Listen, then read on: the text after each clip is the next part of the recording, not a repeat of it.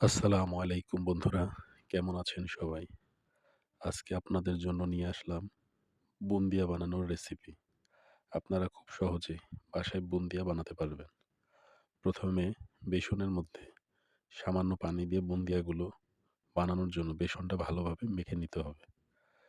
দেখতেই পাচ্ছেন আমি বেসনগুলো ভালোভাবে পানি দিয়ে মেখে নিচ্ছি।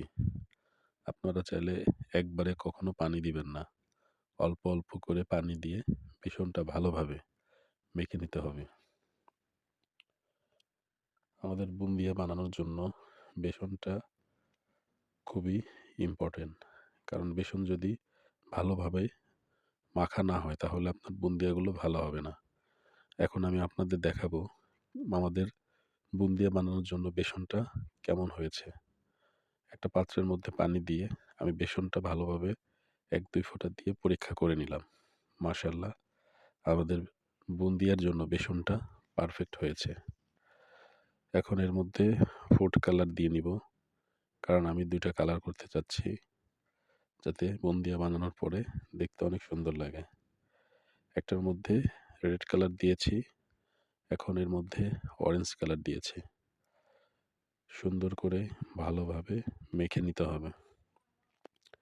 বুন্দিয়াগুলো ভাজার জন্য প্রথমে একটা কড়াইয়ের মধ্যে তেল গরম করে আমি একটা চামচের সাহায্যে বুন্দিয়াগুলো ভেজে নিব। দেখতেই পাচ্ছেন আমি তেলের মধ্যে বুন্দিয়াগুলো অল্প, অল্প করে ছেড়ে দিচ্ছি। এভাবে আপনারা আপনাদের পাত্রের মধ্যে পরিমাণ মতো বুন্দিয়াগুলো দিয়ে ভালোভাবে ভেজে নিবেন।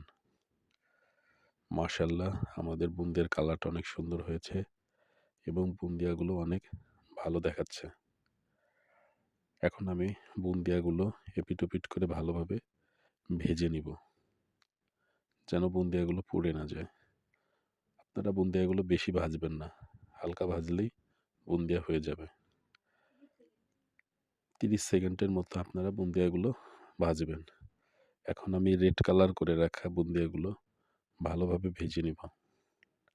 দেখতেই পাচ্ছেন বন্ধুরা, মাশাআল্লাহ, আমাদের বুন্দিয়ার কালারগুলো অনেক সুন্দর হয়েছে এবং বুন্দিয়াগুলো অনেক সুন্দর হয়েছে গোল, গোল। এখন আমরা বুন্দিয়াগুলো সম্পূর্ণ ভেজে নিব। আপনাদেরকে দেখানোর জন্য ২ টা কালার দেখাচ্ছি এবং আমাদের অফ ক্যামেরায় সম্পূর্ণ বুন্দিয়াগুলো আমরা ভেজে নিয়েছি। মাশাআল্লাহ, বুন্দিয়াটা অনেক ভালো হয়েছে ভাজা। এখন আমরা চিনির ক্যারামেল করব। একটা পাত্রের মধ্যে প্রথমে পানি দিয়ে তার মধ্যে চিনি দিয়ে সুন্দর করে ক্যারামেলটা তৈরি করছি। ১ কাপ পানির মধ্যে ১.৫ কাপ চিনি দিয়েছি, ২ টো এলাচ দিয়েছি। ভালোভাবে চিনিটা গলার পর আমাদের সম্পূর্ণ বুন্দিয়া এর মধ্যে ঢেলে দিয়েছি। অফ ক্যামেরায় আমরা বুন্দিয়াটা বারবার এপিট ওপিট করে নেড়ে নিয়েছি যেন বুন্দিয়াটা, আর এর মধ্যে আমরা ১ চামচ ঘি মিশিয়েছি। মাশাআল্লাহ, আমাদের বুন্দিয়াটা একদম পারফেক্ট হয়েছে। সবাই আমাদের পাশে থাকবেন, পেজটিকে সাপোর্ট করবেন, লাইক, কমেন্ট, শেয়ার করবেন। এরকম মজার, মজার ভিডিওগুলো পেতে অবশ্যই আমাদের পেজে ফলো দিয়ে পাশে থাকবেন।